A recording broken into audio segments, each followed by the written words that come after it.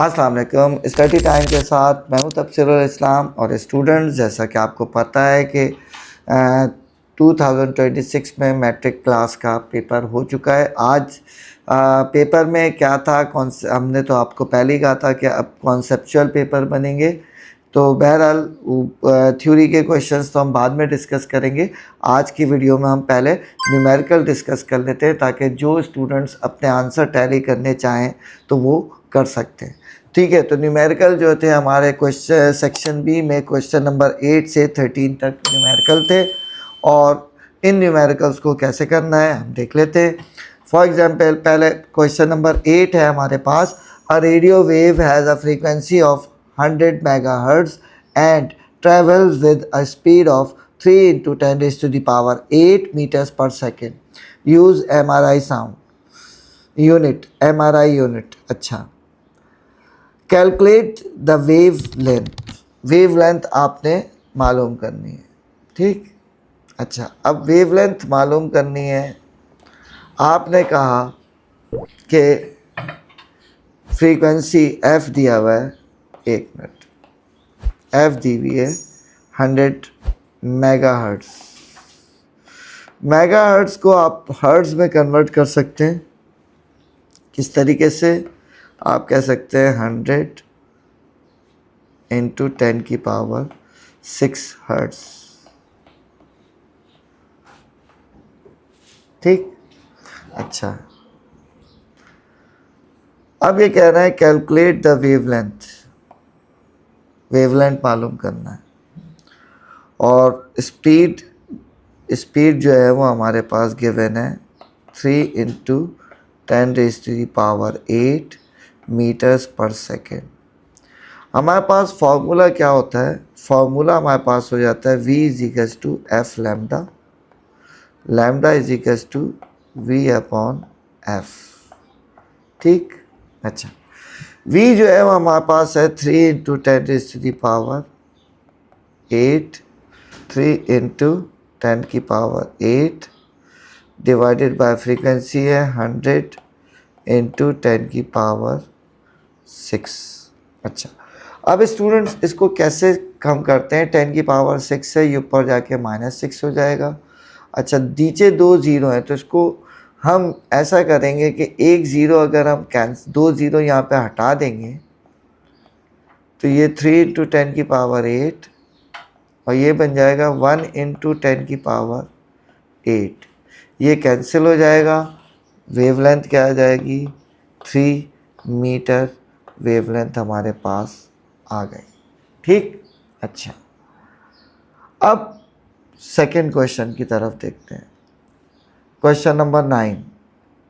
A concave mirror forms an image of 30 centimeter in front of it when an object is placed 15 meters away.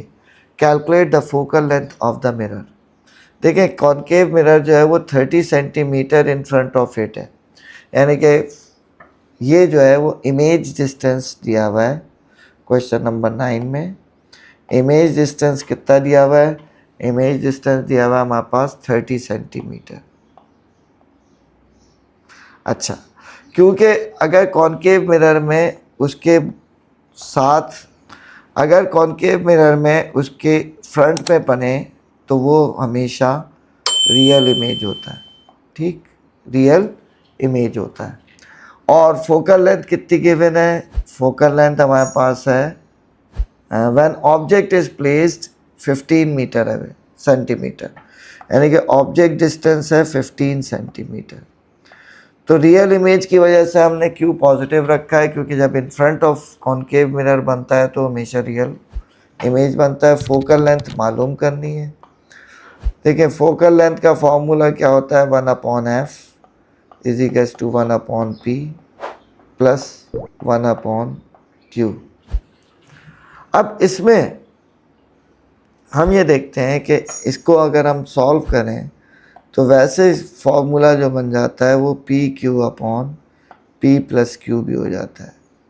Solve करके दोनों ये भी use कर सकते हैं, इससे ज़्यादा आसान हो जाता है।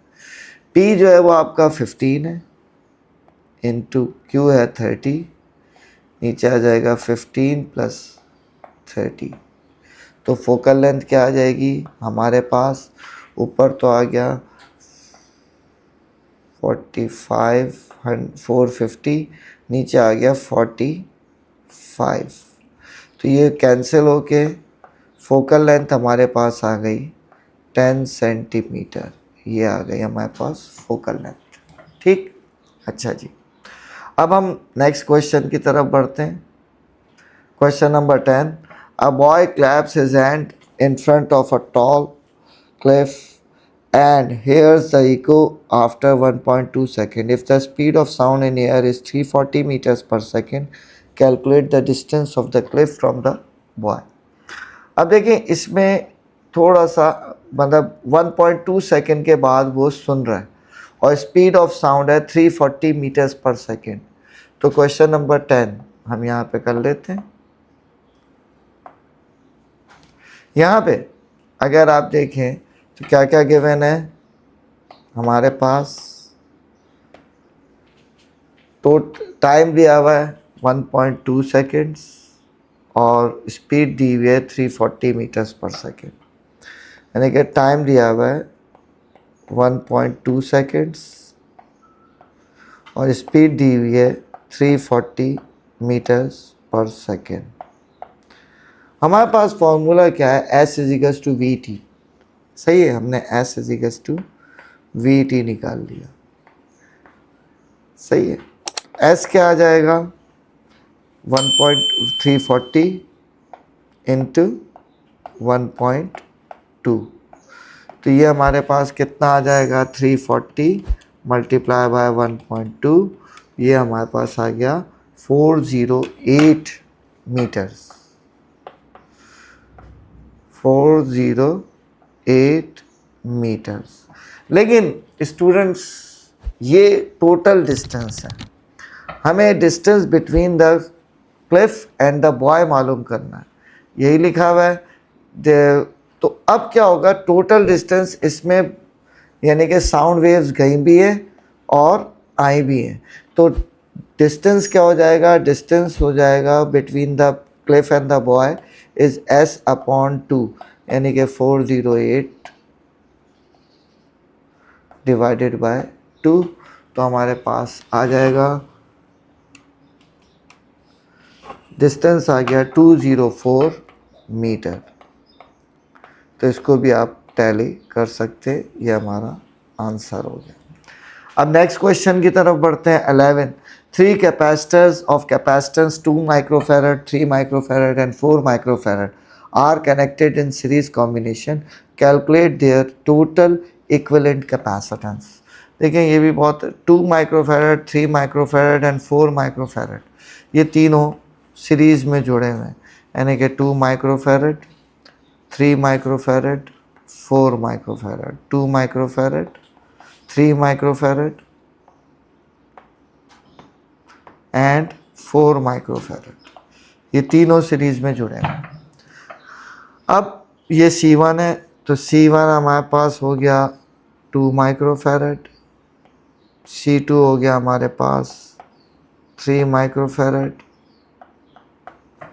एक मिनट मैं इसको थोड़ा ऊपर कर देता हूँ, एंड C3 हो गया हमारे पास 4 माइक्रोफैरड। हमें इक्विवेलेंट कैपेसिटेंस CE मालूम करना है। देखिए सीरीज़ में फॉर्मूला हमारे पास होता है 1/CE is equals to 1/C1 plus 1/C2 plus 1/C3। तो 1/C क्या हो जाएगा, CE मालूम करना है, 1/2 प्लस 1/3 प्लस 1/4। अभी माइक्रोफैरड को फैरड में कन्वर्ट करने की ज़रूरत नहीं है। तो 1/CE हमारे पास इसका एलसीएम क्या आएगा, इसका एलसीएम आएगा 12 एलसीएम है, तो 2 6 12, 6 आ गया, 3 4 +4 +3, तो ऊपर हमारे पास आ गया 13/12। सही है, 6 + 4 + 3, सही है, ठीक है। तो हमारे पास CE क्या आ जाएगा 12/13 माइक्रोफैरड, और इसको आप सॉल्व करके देख सकते हैं। 12 डिवाइडेड बाय 13 हमारे पास आ गया 0.923 0.923 माइक्रोफैरड। ये हमारे पास आंसर आ गया। ठीक, अब हम नेक्स्ट क्वेश्चन की तरफ बढ़ते हैं। ठीक है जी, ये कह रहा है a current of 6 ampere flowing through a resistance having a resistance of 10 ohm, calculate the electric power dissipated by the resistor. देखिए करंट दिया हुआ है 6 एम्पेयर और रेजिस्टेंस दी हुई है 10 ओम। बहुत सिंपल है ये भी। क्वेश्चन नंबर हमारे पास 12 है ना जी। 12 में हमारे पास करंट दिया हुआ है 6 एम्पेयर देख लेते हैं। 6 एम्पेयर करंट दिया हुआ है और रेजिस्टेंस 10 ओम है। ठीक, तो हमने कहा करंट है हमारे पास 6 एम्पेयर और रेजिस्टेंस है हमारे पास 10 ओम। ठीक, अब क्या होगा, यहाँ पे हमें मालूम करना है पावर। अब पावर डिसिपेशन होता है आई स्क्वायर इंटू आर। इसके 3 फॉर्मूले होते हैं, वी आई स्क्वायर आर या वी स्क्वायर ओवर आर। तो यहाँ पे आई स्क्वायर ओवर आर की जगह हम क्या कर सकते हैं, 6 का स्क्वायर इंटू 10। तो क्या वैल्यू आ जाएगी, 36 इंटू 10 360, यानी कि 6 का स्क्वायर 36 इंटू 10 360 वॉट इसका यूनिट होता है। खाली डब्ल्यू भी लगा सकते हैं, पूरा वॉट भी लिख सकते हैं। ठीक, तो ये हमारी पावर आ गई। ठीक है जी। अच्छा, अब हम लास्ट न्यूमेरिकल की तरफ बढ़ते हैं। A wire of length 0.2 meters carrying an electric current of 5 ampere placed perpendicularly sin 91 होता है in the uniform magnetic field of 2 Tesla. Calculate the magnetic force acting on the wire. देखिए एक wire की length दी हुई है, current दिया हुआ है और एंगल दिया हुआ है और मैग्नेटिक फील्ड 2 टेस्ला दी हुई है। तो यहाँ पे हमारे पास सिंपल सा फॉर्मूला है। क्वेश्चन नंबर 13 देखें जी, क्या क्या गिवन है, 2 metre 0.2 metre 5 ampere and 2 tesla 0.2 metre. Length दी हुई है 0.2 मीटर, एक मिनट, लेंथ दी हुई है 0.2 मीटर। करंट हमारे पास, मैग्नेटिक फील्ड दी हुई है 2 टेस्ला और हमारे पास करंट जो गिवन है वो है 5 एम्पेयर। ठीक है जी, करंट है हमारे पास 5 एम्पेयर। मैं इसको टेस्ला को, ये टेस्ला है बेसिकली, टेस्ला का मतलब टी। एंगल 90 दिया हुआ है, साइन 91 होता है। फोर्स मालूम करनी है, हमारे पास फॉर्मूला क्या होता है, F equals to BIL sine theta. तो फोर्स क्या हो जाएगी हमारे पास, B कितना है 2, I करंट कितना है हमारे पास 5 एम्पेयर, लेंथ कितनी है हमारे पास 0.2, एंगल क्या है साइन 90, साइन 91 होता है। तो अब सिंपली इन तीनों को मल्टीप्लाई कर देंगे, यानी कि 2 इंटू 5 इंटू 0.2। तो हमारे पास आंसर आ जाएगा क्या, हमारे पास 2 न्यूटन आ जाएगा, 2 न्यूटन।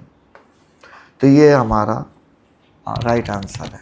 तो स्टूडेंट्स, आज की वीडियो कैसी लगी कमेंट सेक्शन में बताइएगा। न्यूमेरिकल्स इजी थे, पेपर ओवरऑल स्टूडेंट्स को थोड़ी सी परेशानी हुई है जिन लोगों ने कॉन्सेप्ट से नहीं पढ़ा था, लेकिन इंशाल्लाह अब पेपर की आपको ऐसे ही आगे फर्स्ट ईयर में भी सेकेंड ईयर में भी ऐसे ही तैयारी करनी है कि कॉन्सेप्ट बेस्ड पेपर्स आएंगे। तो हमारी वीडियोस अगर अच्छी लगें तो हमारे वीडियोस को लाइक करें, चैनल को सब्सक्राइब करें, दोस्तों के साथ शेयर करें और नेक्स्ट वीडियो का इंतज़ार करें। जब तक के लिए अल्लाह हाफ़िज़।